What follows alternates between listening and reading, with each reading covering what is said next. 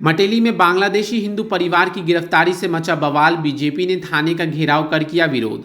मालबाजार उपखंड के मैटली में पुलिस ने बांग्लादेश से आए एक हिंदू परिवार के 4 सदस्यों को गिरफ्तार किया, जिससे इलाके में हड़कंप मच गया। बताया गया कि यह परिवार पिछले 1 साल से मटीलिया ब्लॉक के गोबरबस्ती इलाके में हर कुमार बर्मन के घर में रह रहे थे। गुप्त सूचना के आधार पर पुलिस ने गुरुवार को छापेमारी की और परिवार के साथ घर के मालिक को भी हिरासत में लिया।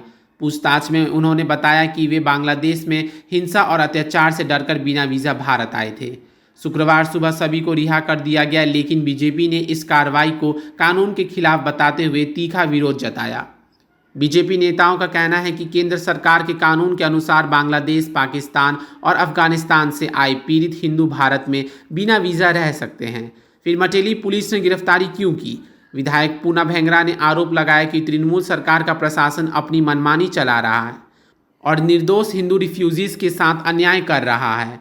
परिवार की रिहाई के बाद बीजेपी कार्यकर्ताओं ने उन्हें फूलमालाएं पहनाकर मटेली में जुलूस निकाला और थाने का घेराव किया। आप ये देख रहे हैं, हम मटेली थाना में उपस्थित हैं। मेरे साथ में जो हमारे 4 बच्चे भी साथ में ये लोग अगला साल इस टाइम में हमारे बांग्लादेश के शेख हसीना जी के साथ में जो हुआ और उस टाइम में हिंदुओं का घर बार जैसे जलाया गया, मारपीट किया गया, उन अत्याचार से ये चारों परिवार बच के किसी तरह तारबंदी पार होकर अपनी जान बचा के यहाँ हिंदुस्तान में आके शरण लिया। तो हमारे विधाननगर में इन्होंने 1 साल से है, तो पुलिस कल इन्हें पकड़ के ले आया था, ये लोग बांग्लादेश से है बोल के। लेकिन मैं पुलिस से बोलना चाहता हूँ, ये जो नोटिफिकेशन हमारा 2 सितंबर को लागू हुआ है, हमारे भारत सरकार ने लागू किया है, जो 2024 31 दिसंबर तक जो भी हिंदू, बौद्ध, सिख, ईसाई, जैन, पारसी जो भी अल्पसंख्यक है बांग्लादेश, पाकिस्तान और अफगानिस्तान में, इनको जो भी धर्मीय कारण से या किसी कारण से अत्याचार होकर हमारे भारत देश में आया है, उनको शरण दिया जाए। उनका चाहे कागजात हो, चाहे न हो, पासपोर्ट हो, चाहे न हो, वो किसी भी तरह से हमारे देश में शरण लेने के लिए आया है।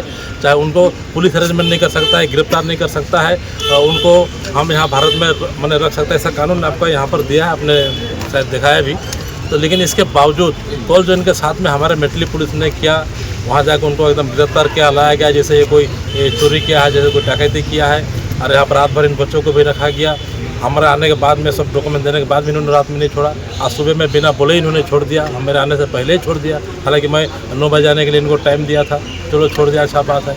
तो आगे ऐसा न हो, हमारे कोई भी अल्पसंख्यक जो बांग्लादेश, पाकिस्तान, चाहे अफगानिस्तान से आया है, चाहे वो सिख हो, चाहे ईसाई हो, चाहे हिंदी हो, चाहे बौद्ध हो, चाहे पारसी हो, किसी भी ऐसे परिवार के साथ में ऐसे घटना दोबारा ना हो, हमने ऐसे साहब को बताया है। ख्याल रखें, किसी का पिन मारने से, किसी को उस्कानी देने से या किसी को राजनीतिक रंग देने से ये कदम न उठाए जो हमारे इन परिवार को तकलीफ हो और हमारे जो शरणार्थी भाई हैं, जो हमारे कानून बना है उसका उल्लंघन हो, ये काम जो दोबारा ना करें। हम ये इंटीमेशन IC साहब को देखा है, IC साहब हमें आश्वासन दिया है, दोबारा मैं इस चीज़ का ख्याल रखूँगा। चलो गलती किसी से भी हो सकता है, लेकिन आज हमारे परिवार साथ में हमने छुड़ाया है, ये हमारा एक जीत है, हमारा हिंदुओं का जीत है, हमारे वहाँ के अल्पसंख्यकों का जीत है और आगे भी हम इनके लिए लड़ेंगे। ये देश का कानून का जीत है और जो हमारे गृह मंत्री, चाहे हमारे प्रधानमंत्री मोदी जी ने जो कानून बनाया है, वो कानून जैसे इन्होंने आज पश्चिम बंगाल को बांग्लादेश बनाने की चेष्टा कर रहा है दीदी के नेतृत्व में, TMC के नेतृत्व में, ये हम यहाँ लागू होने नहीं देंगे।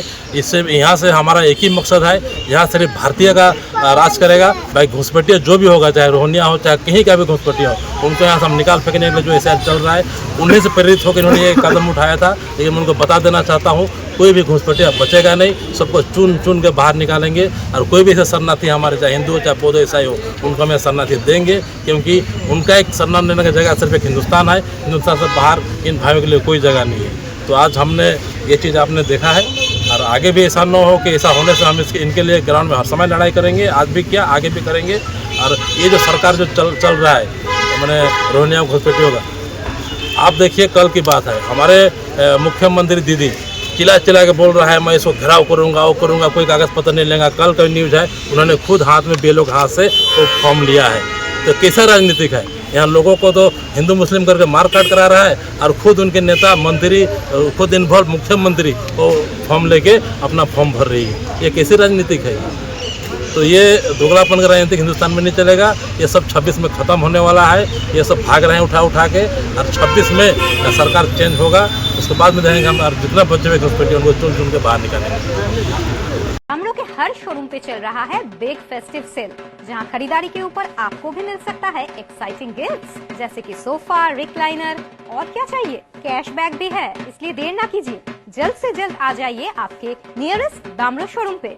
SK live career guidance initiative, एक अनोखी और बिल्कुल मुफ्त पहल। अब 10वीं और 12वीं के बाद करियर चुनना होगा आसान और समझदारी भरा। क्या आप सोच रहे हैं कौन सा कोर्स चुने, किस फील्ड में जाएं, कहां एडमिशन ले? तो अब चिंता छोड़िए, SK लाइव आपको मदद करेगा सही डिप्लोमा कोर्स चुनने में, जैसे paramedical, aviation, fashion design, graphic designing, hotel management, event management, interior design, beautician और भी बहुत कुछ। आपको मिलेंगे सिलीगुड़ी के नामी इंस्टीट्यूट के विजिट्स। हम बताएंगे कौन सा कोर्स आपके लिए सही है, और हाँ, ये सब बिल्कुल मुफ्त। तो देर किस बात की, आज ही जुड़िए SK live career guidance initiative के साथ और रखिए अपने सुनहरे भविष्य की नींव। संपर्क करें अभी 8768384858।